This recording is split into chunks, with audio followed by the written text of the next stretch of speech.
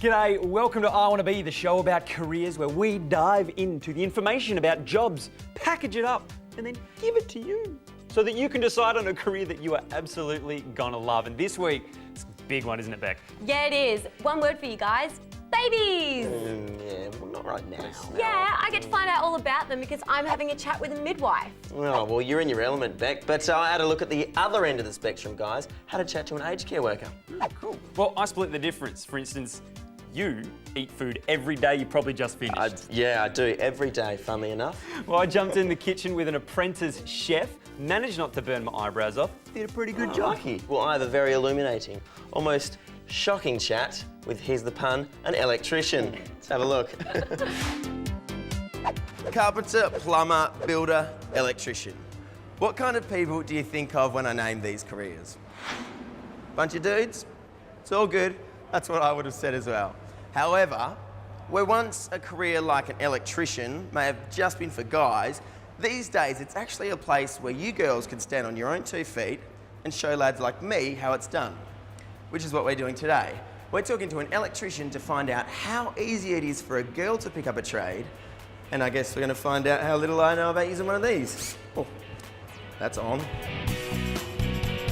Electricians do everything from wire the lights in your house to making sure a mine site is running smoothly. You could be setting up a security system one day and programming a light show the next. Today, we're talking to Sarah Jane Flatters, a programmed electrician and founder of Trade Up Australia, an organisation designed to encourage women to see trades as a viable career option. G'day, Sarah. Hey, Jesse. Awesome. Okay, so first up, why did you become an electrician? I'm an electrician because the variety of the job. There's so many different things I can do every day, and once I'm qualified I can go into so many different specialisations. I'm a service electrician, so generally I'm in the van dropping off at small jobs, but you can work on big construction sites like this. You can work up north in the mining industry. There's heaps of jobs out there once you've got your electrical licence. Okay, so let's talk about school for a second. What subjects do you reckon help you the most? Mathematics definitely helps. Being an electrician, you have to be quite competent in a range of subjects, but maths has definitely helped me with my fault finding and my problem solving skills. Now, you were studying uni before this. How has getting a trade actually changed your life? I'm happier. I'm a much more practical person now. I'm fitter. I'm outdoors more. I'm a sporty person. It's just what I've always wanted to be. Well, I reckon now it's time that we take on the challenge of the edge. You ready? Let's do it. Okay, so first up, from school to today, what steps does someone need to take to get to where you are? Well, 2 options. You can go through work experience or you can go do a pre-app. That's a pre-apprenticeship, which does probably your first year of your apprenticeship in schoolwork, and you also get sent out onto work experience. So if you could give one piece of advice to girls thinking about getting into a trade, what would that be? Yeah, don't let the male-dominated environment scare you. Rise to the challenge. My employer Programmed is very supportive for women being on sites, and so are the guys that I work with. So if you could do one thing differently but still end up where you are today, what would that be? Yeah, I think I probably would have trained up and been a little bit fitter when I started. That first 6 months was a pretty painful experience. Yeah. Not just me, a lot of guys you see are the same as well. It is a very physical job. Yeah, buy a tool bag and just start lifting. Yeah, just start lifting. Crawl through your own roof.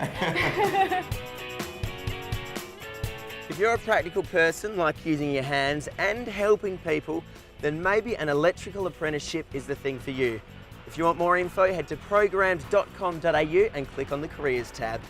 Let's drill this hole, eh? Hey, what are you doing? If you want to drill through brick, you need one of these. Now that's a drill. Well, didn't that look like a pretty interesting career? Jesse's totally sparked my interest. Oh, not you two, doing the puns. God. Hey, how much do you know about Student Edge? I reckon I know a bit. Just gonna stop you there. I know plenty more. Student Edge is Australia's largest membership-based organisation for high school and tertiary students.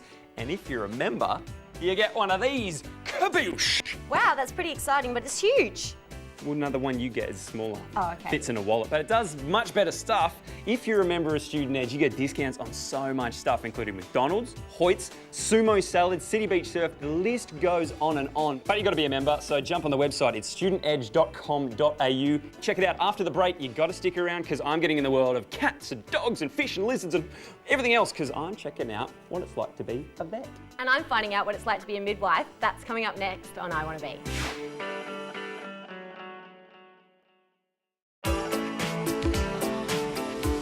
Hello and welcome back to IwannaB. Hey Beck, you like little cuddly, little cute little animals? I do. I love animals, Jessie, but I never know what to do when they get sick. Well, you know who you're going to call. Who? Hans, because he's with a vet right now. Let's have a look. Now, if you like animals of all shapes and sizes, I'm talking dogs, cats, fish, lizards, whatever, maybe you've thought about being a vet. And today, thanks to Student Edge, we're going to get inside a real vet clinic and find out just what it's all about. Come on. Hi, I'm Hans. Hi, Dr. Kathy, how are you? Great, Doc. Hey, I've got a couple of questions about being a vet. Can you help me out? Yeah, sure, come out the back and we'll have a chat. Let's do it. So, Hans, what did you want to talk to me about? I want to talk about everything, Doc. Okay. But I guess we should probably start with why you wanted to become a vet. I guess I was lucky because I always wanted to be a vet from a very young age. I grew up with lots of animals. But of course, it's not just about animals. Obviously, you are helping people as well. Talk to me about that. Yeah, that's actually a part of the job that most people don't realise is that, and I think even veterinary graduates don't realise that, is that it's not just about helping animals. There is a lot of work we do in helping people allaying their fears when they've got a sick pet, helping them to feel like the responsibility is not all on their shoulders. So I guess the job is incredibly broad. Give me the truth about it. What sort of things are you going to have to do as a vet? I guess there's two main areas to what we do. One of them is consulting, which means that's when the people bring their animal in to us and say, you know, Fluffy's got a sore tail, and we have to examine the animal and formulate a plan of what might be wrong with it. Maybe take an X-ray or take a blood test, or, you know, there's lots of things we do. But that's the easy bit. That's the easy bit. And usually at lunchtime we start to do surgery, which means operating on animals. Sometimes we do desexings where we sterilise animals. We do dentistry, we pull teeth out of animals. So I guess the main thing is, if you're going to want to be a vet, you are going to see some blood. Yes. It's going to happen. Yes, you are going to see some blood, and a lot of what we do is not very pretty. Pulling teeth out is not a very nice job. Sometimes we have to operate on not very nice parts of the animal's body. Yes, putting thermometers in. Yes, thermometers. Yep, got it. All right, Doc, it's down to that time. Are you ready for the 3 questions? Because I need you to give us the edge. Okay. All right, first question is, how do I become a vet? You need to do pretty well at school to be a vet. The entrance ATAR score, if you're doing it in Western Australia, is quite high. I think for this year it's about 97.5, so and it is quite tough. They don't take a lot of students. If you've got enough marks to get in, then you can apply to university. If you want to do it and you're in another part of Australia, there are schools in Melbourne, Sydney, Brisbane and Adelaide. So that's a possibility. And then you study veterinary science? Is that what the course is? Yeah, yeah. And the last question is, if you could have done one thing differently, but still end up exactly where you are today, what would you have done better? I didn't do work experience as a student, and I think that's really essential for anybody that wants to consider being a vet. The way to go about that probably is just to go to your local practice and ask them if you could help out, maybe on a Saturday or during the week to get some experience, so you know what you're up for. Right. Well, thank you so much for talking to us and giving us the details. Before I go, I have to ask, is that normal? Oh, I'd be worried about that. Yeah, I think should I? Yeah, I think you need to go and see a doctor. Well, can you help me out? Well, I've got one of these. Ugh, doctor says I got to stop licking myself. Anyway, look, if you want some more information, you got to get onto studentedge.com.au, and if you're really serious about being a vet, get down to your local clinic and start getting some experience. I'll get that. If you're in high school in WA right now between Year 10 and Year 12 and you'd like to get a bit of a leg up on your study plans, then Student Box is the online community for you. You'll get some great help from Student Box members who are high school students just like you. Plus, you'll get access to a range of awesome resources like past WACE exams, cheat sheets, study tips to help you de-stress, and forums so you can talk to other people doing just what you are. To join Student Box and get some help finishing high school and into uni, jump onto studentbox.com.au. They're so cute. There's nothing more incredible than the creation and birth of new life. And if you're a mother or expecting mother, you'll know there's one person you can't do it without, your midwife. Midwives ensure that both mum and baby are healthy and safe right from conception all the way through to birth and beyond. Today, I'm at the Family Birth Centre at King Edward Memorial Hospital to have a chat with Tabitha to get the scoop on what it's like to be a midwife. Hi Rebecca, I'm Tabitha, nice to meet you. Hey Tabitha, I was just wondering, could we have a chat about what it's like to be a midwife? Yeah, of course, let's go find somewhere quiet. Cool.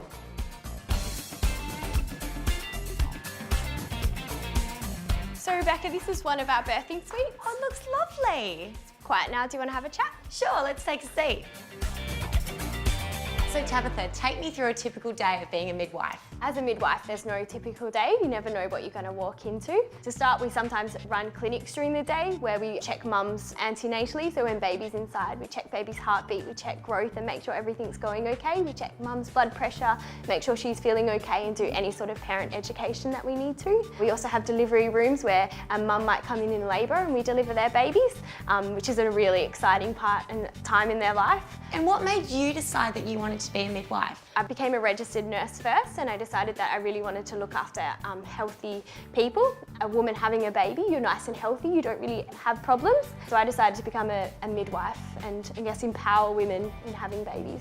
So Tabitha, what's the hardest part of your job? I guess the hardest part of the job is that babies can come at any time. So they can come 24 hours, 7 days a week, 365 days a year. Also, sometimes things get complicated along the way and not always mums and babies well. The most rewarding part is having a beautiful, healthy baby in the mother's arms and seeing mum and dad with their baby for the very first time. I love at the end seeing these beautiful babies and then seeing them grow at home when you go and see them and visit them at home. And if you could give somebody some advice if they wanted to become a midwife, what would it be? I guess it would be expect the unexpected and be aware that sometimes you need to be emotionally, I guess, take a step back and not get so involved sometimes in the complications that come along the way.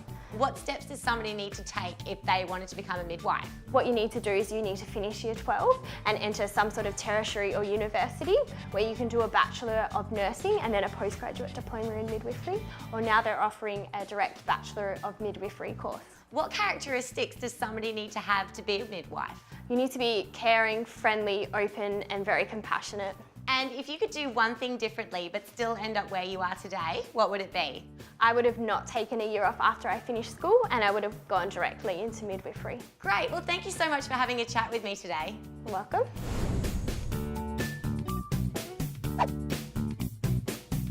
See Jessie, how incredible does being a midwife sound? Pretty interesting, but pretty glad I'm a man, to be honest. Yeah, I get that. Birthing stuff. Look, after the break, I check out what it's like to be an aged care worker. Super interesting. And now it's time, Beck, for what? I don't know, Jessie. What is it time for? It is time to announce Scott Park's B1 Homes Study Scholarship. It is $5,000 to spend on whatever you want to do with your studies. It can be books, school, uni, whatever you want. If you want to win that, all you got to do, head to IwannaB.com.au, head to the competitions page, enter the code word HOMES, and you could be scoring that cold hard cash. Jessie, I really want to enter. You can't enter, it's for these guys. How rude. But stick around after the break. I check out what it's like to be an aged care worker on IwannaB.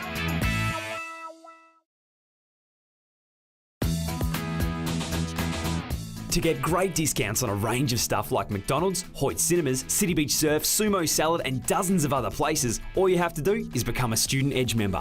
Membership is 100% free and you get a Student Edge membership card so you can start saving straight away. Just get onto studentedge.com.au and sign up right now. And while you're on the website, why not enter our competition to win yourself a brand new iPhone 6? Just click on the Comps tab, enter this week's code word, which is BABY, and then keep watching to see if you've won. Good luck! Sweet beard, bro. You've really gotten wise in your old age. Oh, hey, there's one thing that life guarantees us, and that's we're gonna get older. And as we get older and wiser, unlike Merv here, we're gonna get less capable physically. And at that point, you wanna start thinking about getting some help from someone who is able. Ideally, a qualified aged care worker. Today, we've come to speak to Loretta to find out just what it's like to work in aged care. Don't work too hard, buddy. Aged care workers are the everyday quiet heroes that look after the people that may need a little bit of extra help looking after themselves. Whether it be administering medication, bathing, helping them out with meals, or just spending quality time with a person. Loretta, I'm Jesse. Hi, pleased to meet you. I want to know a couple of things about aged care. Do you think you could help me out? Certainly. Come this way and I'll help you. So first up, can you just take me through a typical day for an aged care worker? A typical day is getting residents up, attending to their hygiene needs, feeding them, giving them medication, wound care sometimes, and just maintaining their day-to-day living and make sure they enjoy it as well. So it's kind of unpredictable. Very. What is the hardest part of the job? The unpredictability, and also the fact that there is a lot of time restraints. You don't get enough time to be out with your resident due to paperwork, which everybody has to do these days. And what would you say the most rewarding part of the job is? Seeing the residents happy at the end of the day and seeing the families happy and you know, just enjoying life. You know, they don't have a lot left when they get to an aged care facility. And so if I wanted to work in aged care, what's one piece of advice you would give me? You need to be the right sort of person, you need to have empathy, and you also need to be willing to study and willing to learn, and just be a hard worker and have some good time management skills. And from school to today, what steps does someone need to get to where you are? And there's lots of schools and there's lots of places that you can go and do these things, but I did my Cert 3 in aged care, my Cert 4 in aged care. I completed a frontline management course, which gave me the management skills and the time management, and I also completed my enrolled nursing. And if you could end up where you are today, but do one thing differently, what would that be? To do my enrolled nursing earlier, just so I understand the body, how the body works a bit better, and help the residents. Well, thanks so much for talking to us today, Loretta, but I think it's time we go sit on these couches and have a cup of tea. Certainly. If you're an organised, caring person and want to make other people's lives better, maybe look at aged care next time you're thinking about a career. So Val, tell me about these lawn bowls. Iwanna Living is one of the largest organisations in Western Australia, providing care and services to people aged 55 to 105 plus, and it can be anything from help in the home to full-time residential care. And I'm here with Sharon from Iwanna Living to talk about what you do. Sharon, what first attracted you to working at Iwanna Living? I attended a nursing expo towards the end of my degree, and Iwanna Living had a stand there, and I got talking to staff and liked what they had to say about the industry and the organisation itself. So why would you recommend a career in, aged care to a young person thinking about maybe doing it? I'd say go for it. It's a really rewarding industry. What you put in, you get out tenfold, and if you want to enjoy your job, it's the perfect industry to work in. Sharon, thank you so much for coming down, answering the questions, and it's great to hear that you're getting so much out of your job. No problems. Iwanna Living strives to help older people truly live the second half of their lives, and they're very proud to be part of IwannaB, and we love having them. Stick around too, because after the break, I'm getting in the kitchen, try not to burn my eyebrows off, as an apprentice chef.